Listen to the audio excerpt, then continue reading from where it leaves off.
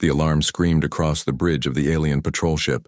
Commander Zix Thor's antennae twitched as he rushed to the sensor station. His 6 legs carried him quickly across the metal floor. Something was wrong.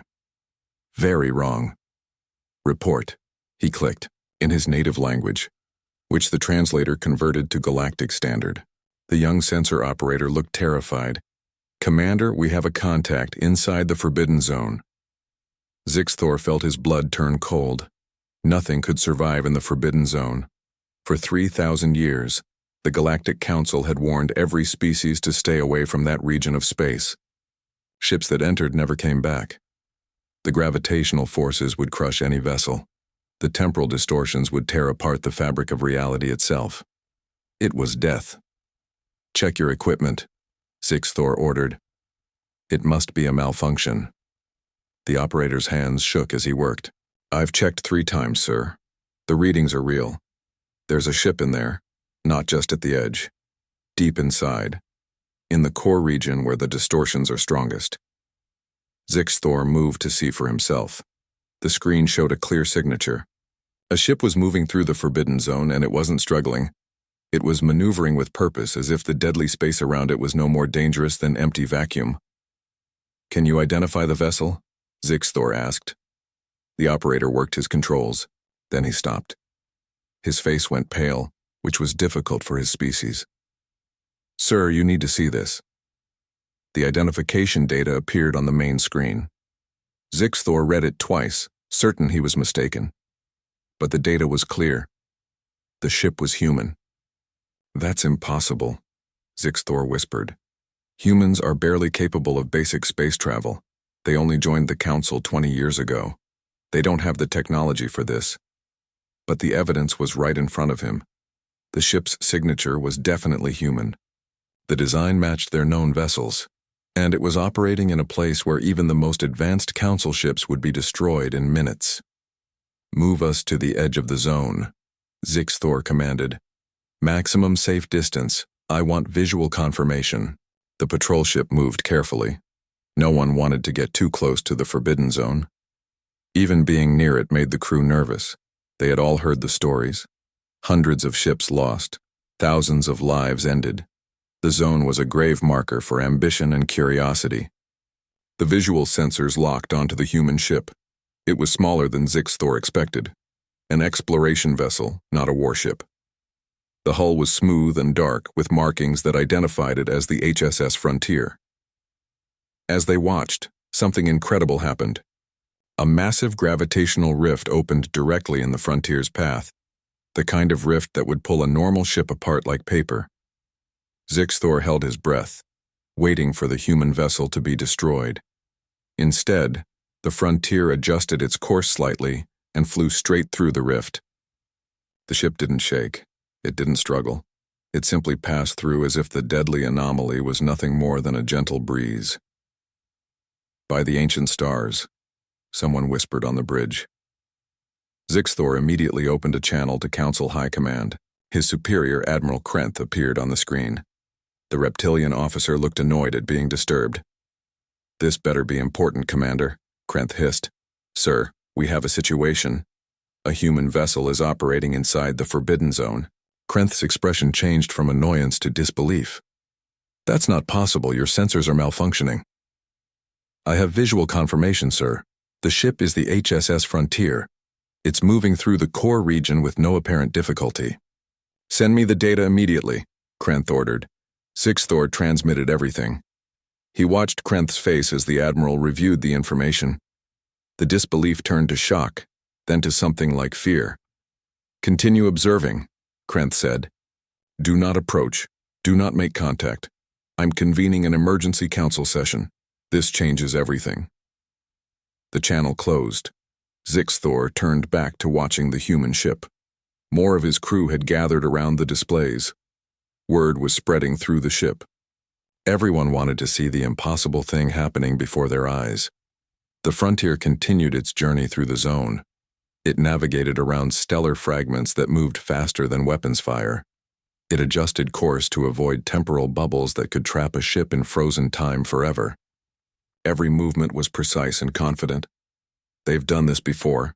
the sensor operator said quietly. This isn't their first time in the zone. They know what they're doing. Zixthor realized the young officer was right. The humans weren't lucky. They weren't stumbling through by accident. They had mastered this environment. Somehow, impossibly, humans had developed technology that surpassed the greatest achievements of the Galactic Council. Then something new appeared on the screens. The Frontier was broadcasting a message. Zixthor ordered it played on the bridge speakers. A human voice came through, speaking in perfect galactic standard. The accent was strange, but the words were clear. This is Captain Daniel Martinez of the human exploration vessel Frontier. We are conducting authorized research in this region. Our mission is proceeding normally. Please do not attempt any rescue operations. We are in no danger. Repeat, we are in no danger.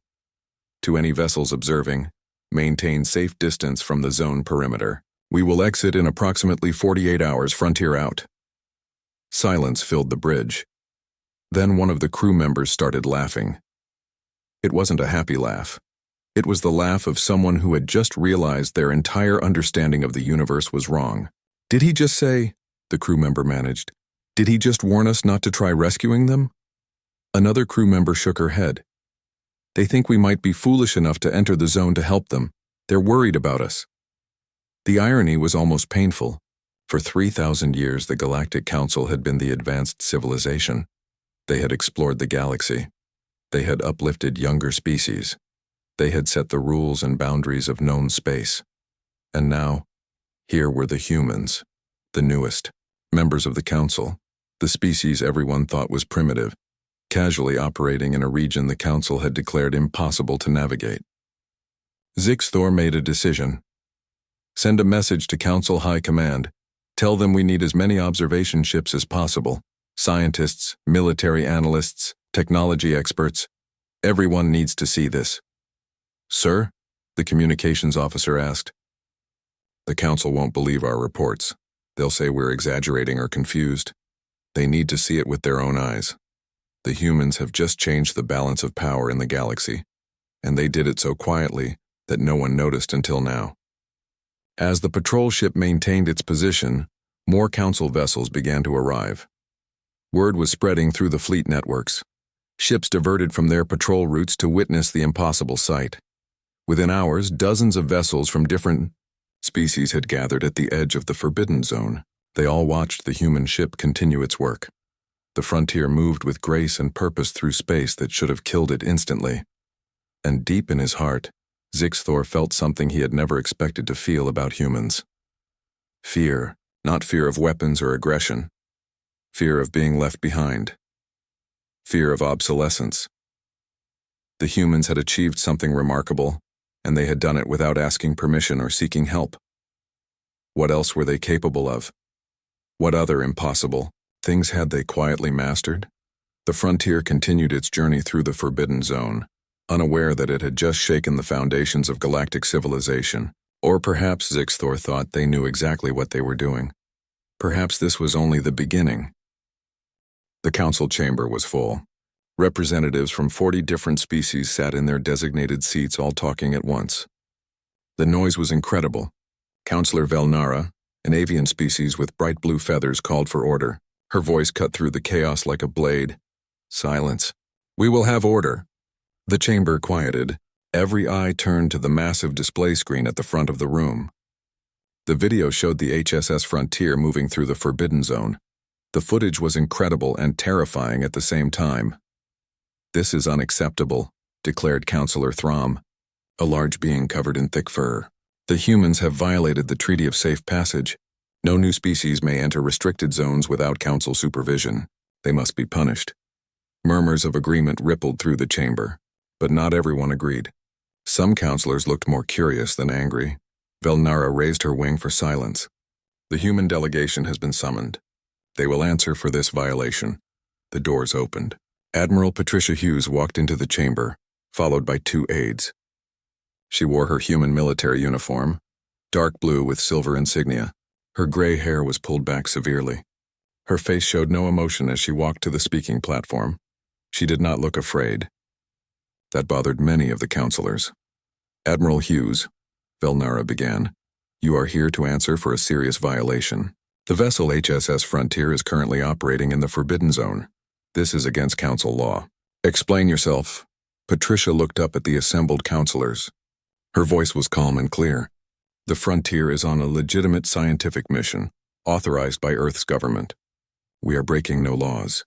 The chamber erupted again. Counselors shouted questions and accusations.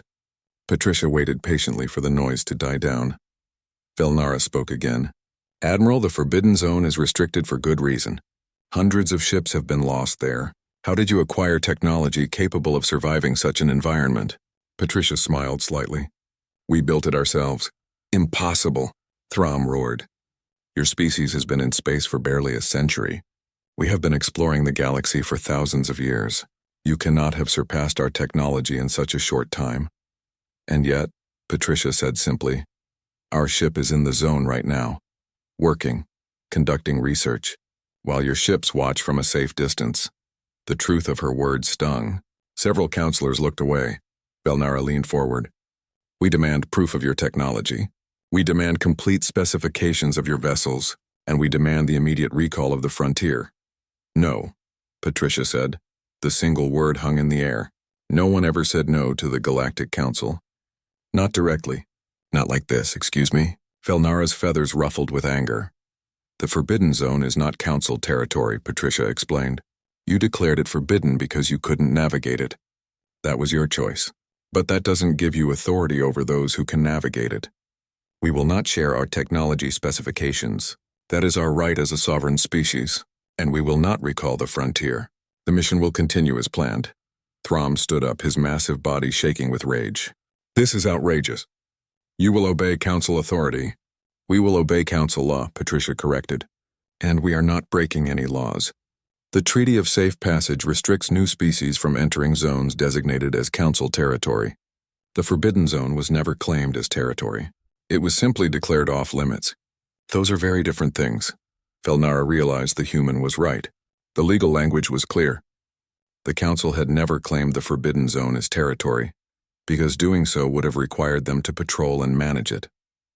They had simply warned everyone to stay away. This session is adjourned, Velnara announced. We will review the legal situation and reconvene. Patricia nodded and left the chamber. Behind her, the counselors immediately began arguing among themselves. Far from the council chambers in a secure intelligence facility, analysts were going through every piece of data they had on humanity. The picture that emerged was disturbing. A reptilian engineer named Grenth sat in a briefing room, presenting his findings to a group of military officers. For the past 20 years, Grenth explained, humanity has been achieving technological advances at an unprecedented rate. Their shipyards produce vessels faster than any other species. Their colony worlds succeed in environments we would consider barely habitable, and most concerning, they've been very quiet about all of it. An officer asked, how did we not notice this before? Grenth displayed a star chart. Because humans are clever. They don't brag. They don't show off. They simply work. When they achieve something new, they don't announce it to the galaxy. They just use it. By the time we notice, they've already moved on to the next achievement. Give us an example, another officer demanded. Grenth pulled up technical data. 15 years ago, I attempted to enter the Forbidden Zone. My ship had the best shielding technology available. The best engines. The best navigation systems. We made it 3,000 kilometers before everything started failing. I lost half my crew getting back out. He paused, letting that sink in. The human ship is operating in the core of the zone. That's not 3,000 kilometers in. That's 3 million kilometers in, where the distortions are 1,000 times worse. And they're not just surviving. They're conducting research. They're maneuvering like it's normal space. Silence filled the room. How is that possible? Someone finally asked. Grenth shook his head. I don't know. But it means their technology is not just a little better than ours. It's fundamentally different. They've approached the problem in a way we never considered. On board the Frontier, Captain Daniel Martinez stood on the bridge watching the sensor displays. His ship was in the heart of the Forbidden Zone and everything was going perfectly. Status report, he said to his crew. Lieutenant Amy Peterson, his navigator, looked up from her station. We're on course, Captain. The next gravitational anomaly is in 40 minutes. I've already plotted a safe route through it. Dr. Kevin Brooks, the lead scientist, was practically bouncing with excitement. "Captain, the data we're collecting is incredible. The temporal distortions are providing readings we've never seen before. This is going to revolutionize our understanding of physics." Lieutenant Jack Morrison, the communications officer, grinned. "Sir, we're being watched by 42 council ships now. The number keeps growing. I think we've become a tourist attraction." Daniel smiled. "Let them watch. We're not doing anything wrong, just doing our job." Amy spoke up again. "Captain, I've been thinking. The council species can't navigate the zone because their technology fights against the anomalies. They try to power through with brute force. But our approach is different.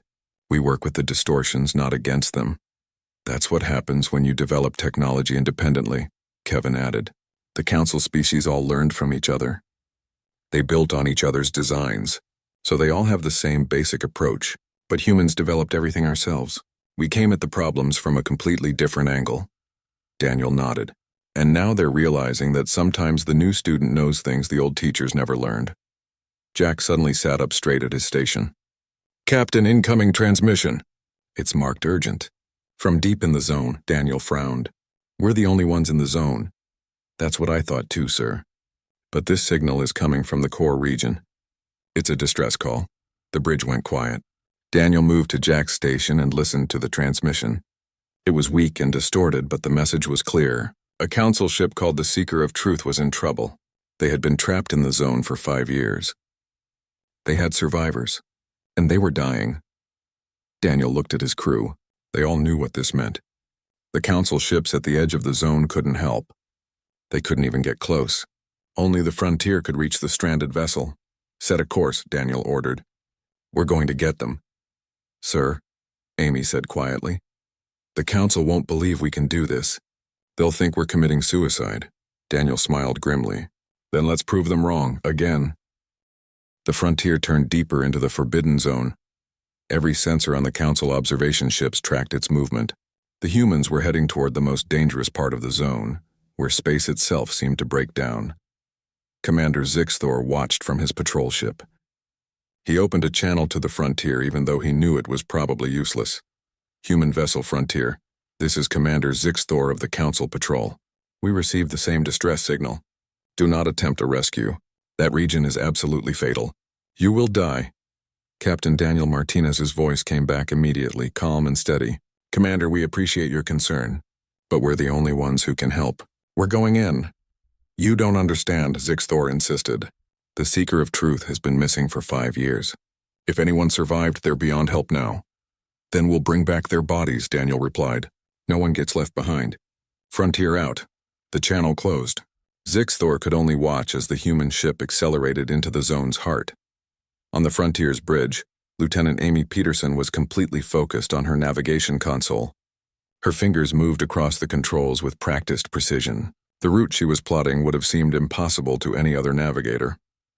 "Gravitational shear in 30 seconds, she announced. "Adjusting course by 2 degrees.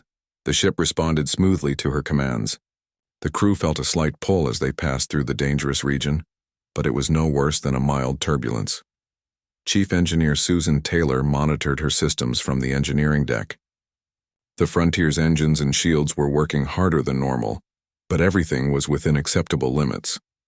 She had designed these systems herself along with her team. They had spent 3 years preparing for missions like this. "Engineering to bridge," Susan called. "All systems normal. We can maintain this pace for 72 hours if needed." "Copy that, Susan," Daniel replied. "Good work." Dr. Kevin Brooks was studying the sensor data with fascination. "Captain, I'm noticing something interesting. The temporal distortions here are creating loop patterns. If a ship got caught in one of those loops, it could experience time very differently than the outside universe." Daniel understood immediately. "You're saying the Seeker of Truth might have experienced 5 years, but from outside, much less time has passed?" "Or the reverse," Kevin said. "They might think only a few days have passed, but it's actually been 5 years. We won't know until we reach them." The journey took 18 hours. 18 hours of constant navigation through space that would destroy any other ship. Amy never left her station.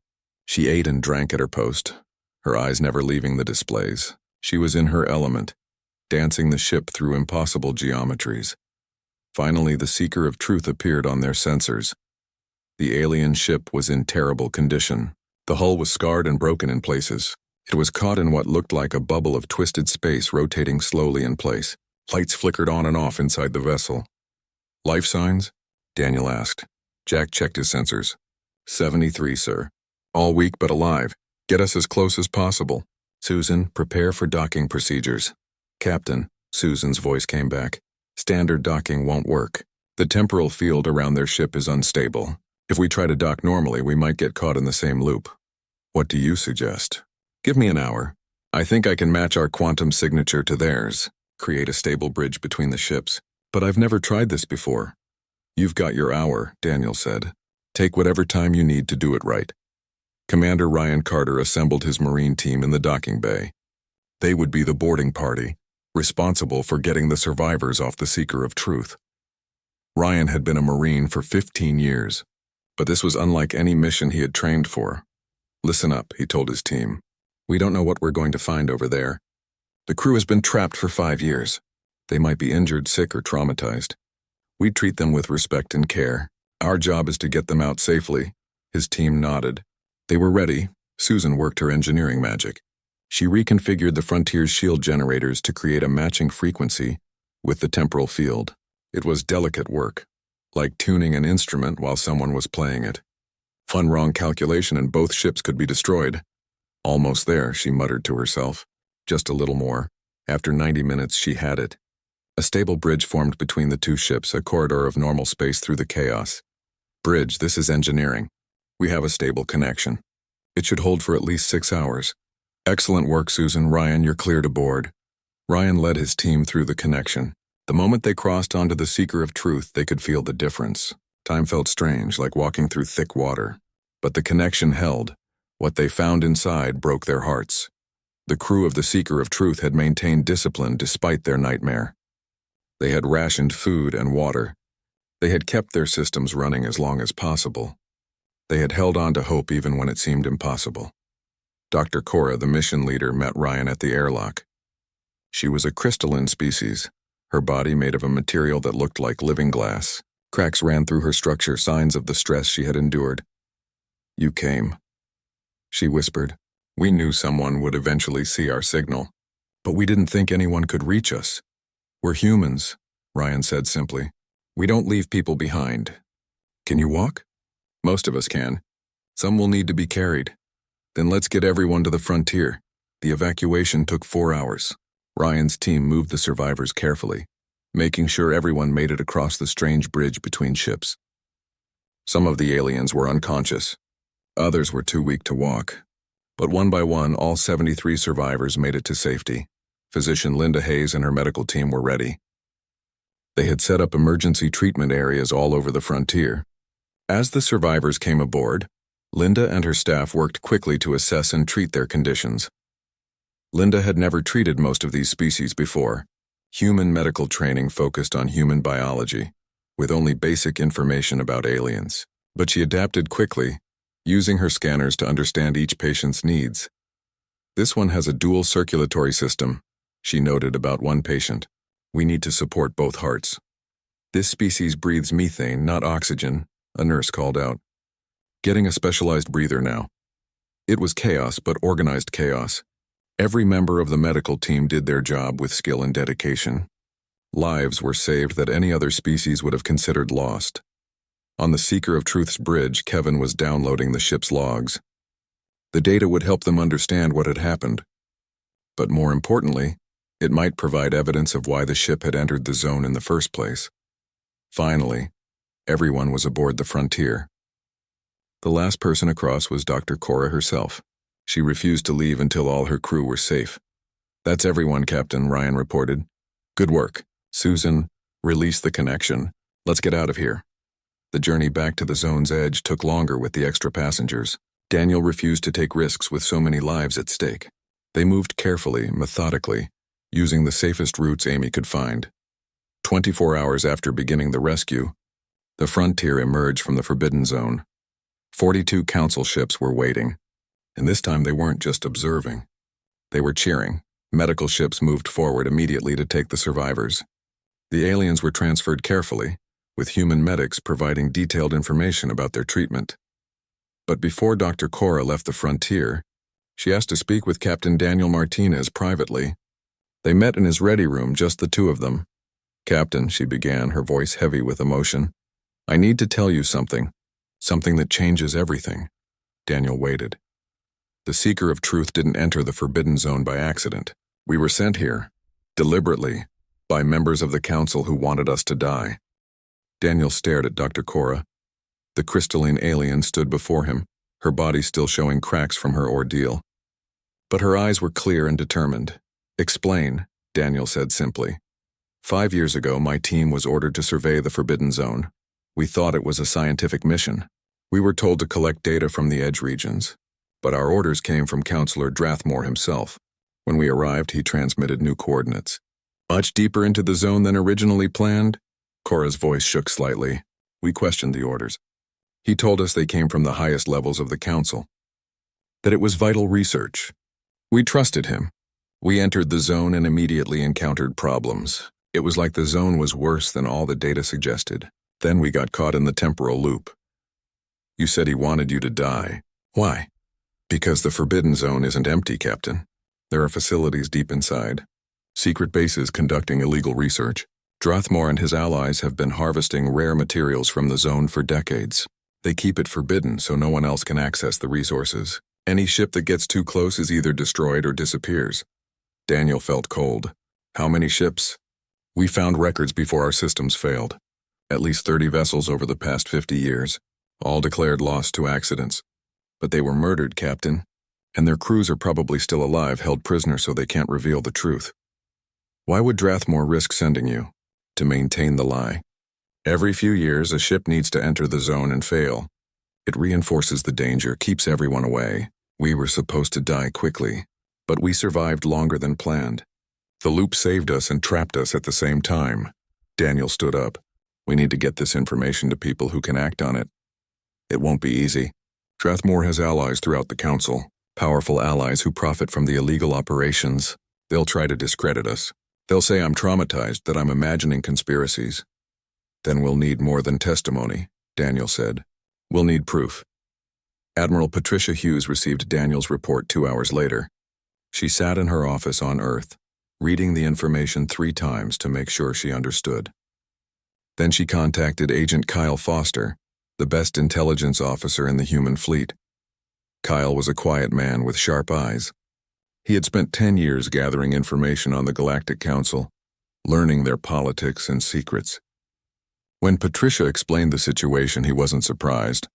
"I've suspected something like this for years," Kyle said. "There are too many inconsistencies in the Council's resource reports. Materials appearing in their economy that shouldn't exist based on known mining operations. The Forbidden Zone would explain everything. Can you prove it?" "Not yet, but if Dr. Cora's information is accurate, I know where to look." Kyle began his investigation quietly. He accessed public records looking for patterns, ships that disappeared, resources that appeared without explanation, Council members who voted against exploring certain regions of space. The pattern was clear once you knew what to look for. Councillor Drathmore and 16 other council members had been blocking exploration of resource-rich areas for decades. They always had good reasons, safety concerns or budget issues, but the result was always the same. Certain areas remained off-limits while materials from those areas appeared in their personal holdings.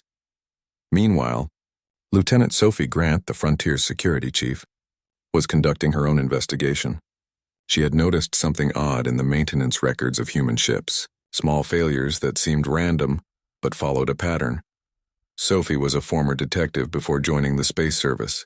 She knew what sabotage looked like, and someone had been trying to cause accidents on human vessels, trying to make humans look reckless and dangerous.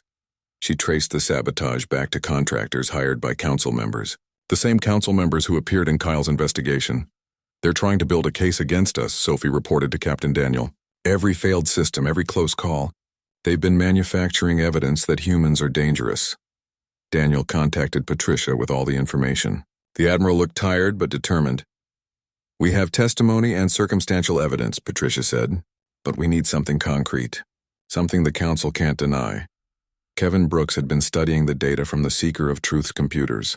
He found coordinates, locations deep in the Forbidden Zone where the illegal facilities were hidden. We could go there, Kevin suggested. Document everything. Get proof they can't ignore. Patricia made her decision quickly. Do it. Take the Frontier and 2 escort vessels. Get in, get evidence, and get out. But be careful. If they're willing to murder entire crews, they won't hesitate to stop you. The Frontier prepared for departure. This time they knew they would face opposition.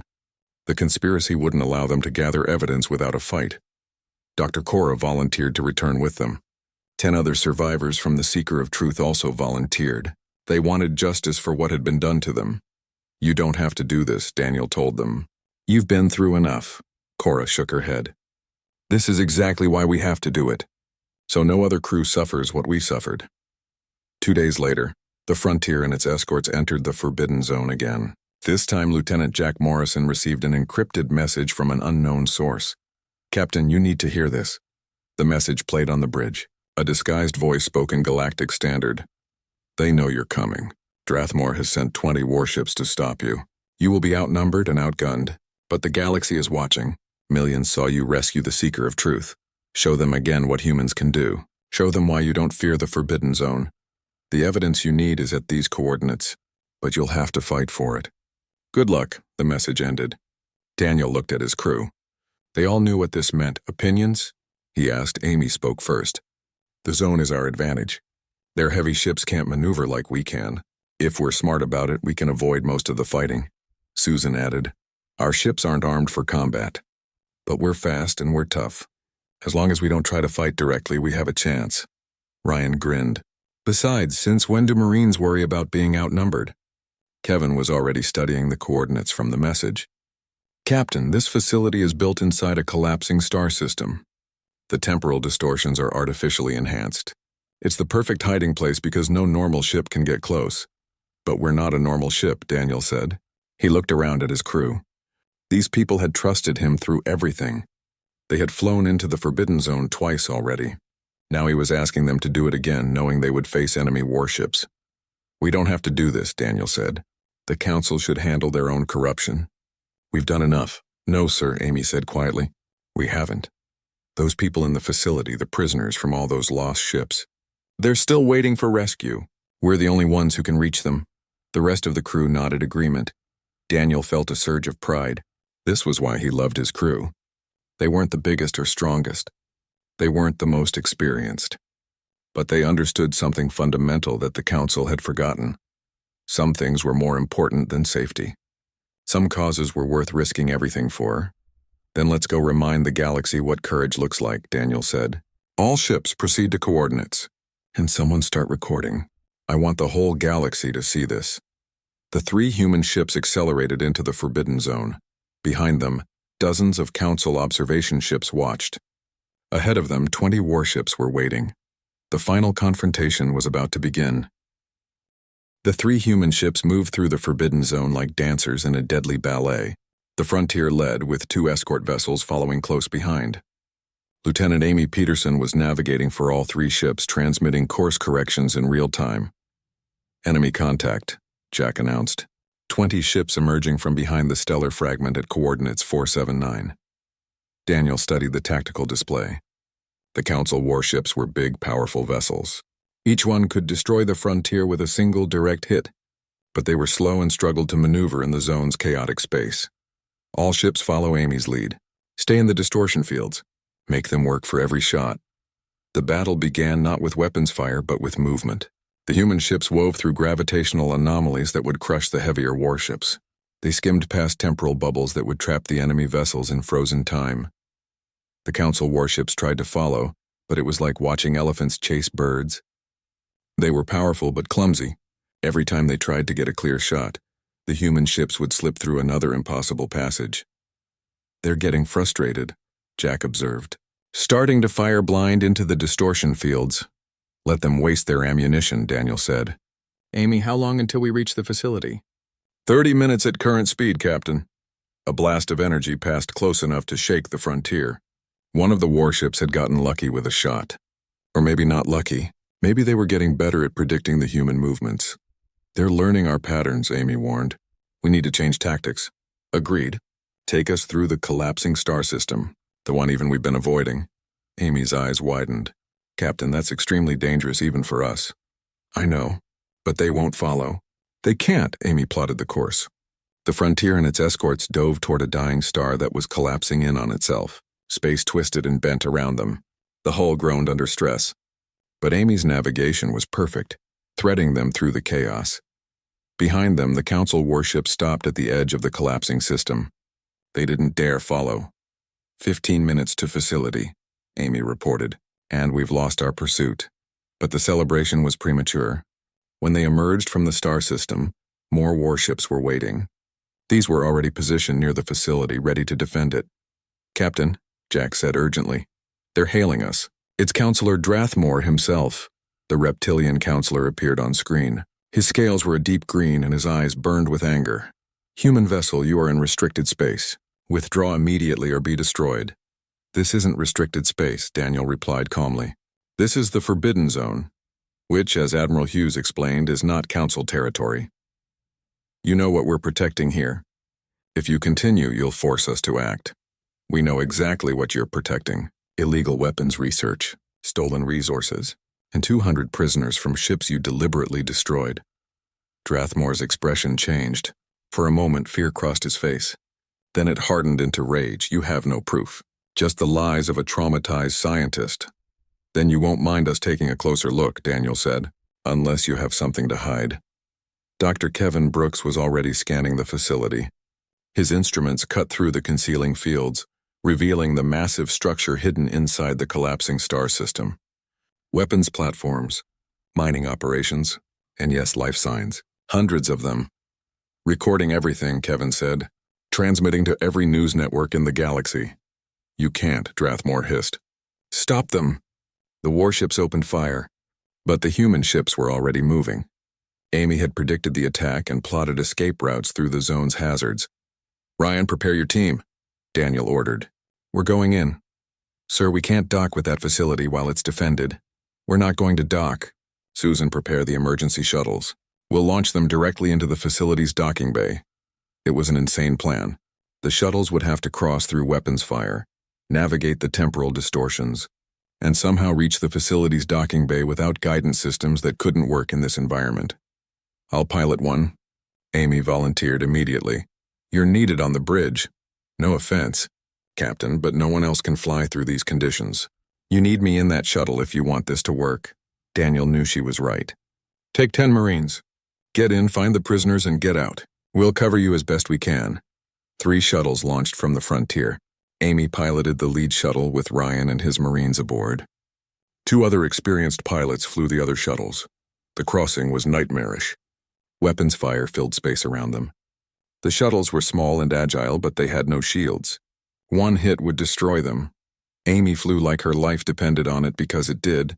She used every trick she knew, every technique she had mastered during her years navigating the zone. The shuttle danced between dangers, impossibly fast and precise. They reached the facility's docking bay. The doors were sealed, but Ryan had brought cutting equipment.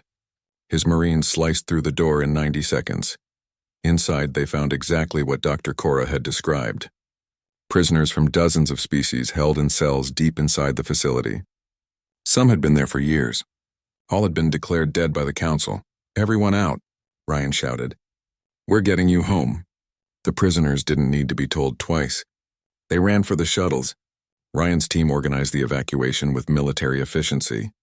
First shuttle full, second shuttle full, third shuttle taking on the last passengers. Meanwhile, Susan was executing her own part of the plan. She had been studying the facility's power systems, looking for a weakness. She found it in the temporal generators. Captain, I can overload their generators. It'll destroy the facility but create a massive energy signature, like a beacon. Everyone in the galaxy will know exactly where this place was. Do it, Daniel ordered, but give Ryan time to evacuate. Working on it now. On his warship, Drathmore watched his plans falling apart. The humans had evidence. They had witnesses. They were rescuing prisoners who could testify against him. He made a desperate decision. All ships destroy the human vessels now. I don't care if the galaxy is watching. The warships moved to attack positions. 20 ships against 3. It should have been no contest, but the human ships didn't try to fight. They simply moved. Amy, back on the frontier with the rescued prisoners, pushed the navigation system to its absolute limit. The three ships flew in perfect formation through space that would kill any other vessel. The Council warships fired again and again, but every shot missed. The humans were too fast, too skilled, too determined. Susan triggered the facility's destruction.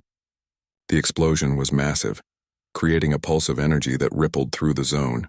The temporal generators collapsed, sending a shockwave that every ship in the region detected. The evidence was transmitted. The prisoners were safe. The mission was complete. Drathmore's flagship moved to block the human ship's exit. The massive vessel positioned itself in their path, weapons charging. Daniel opened a channel that broadcast to every ship in the region. "Counselor Drathmore, you can fire on us if you wish, but the entire galaxy is watching. They've seen us rescue your people. They've seen us expose your crimes. They've seen us free your prisoners. If you attack now, you prove everything we've said about you. You'll be firing on unarmed ships that have never raised weapons against you, in full view of the civilized galaxy. Choose carefully." 60 seconds of silence followed. They felt like hours. The entire galaxy held its breath. Finally, Drathmore's ship powered down its weapons and moved aside. The human ships passed through and exited the Forbidden Zone. Behind them, the Council fleet did nothing. They couldn't. The truth was out, and everyone knew it. 3 months later, the galaxy had changed. Drathmore and his allies were arrested. The conspiracy was broken. The Council reformed its laws and procedures. The Forbidden Zone was redesignated. No longer forbidden but recognized as a challenging region requiring advanced technology. Humanity was contracted to help other species develop the necessary systems. Captain Daniel Martinez stood on the bridge of the frontier, preparing for a new mission. This time half his crew were aliens, scientists from a dozen species who wanted to learn from humanity's approach. "Ready for departure, Captain," Amy reported. Daniel smiled. The Forbidden Zone was visible through the window, but it looked different now. Not forbidding, just unexplored. "Take us out," he ordered.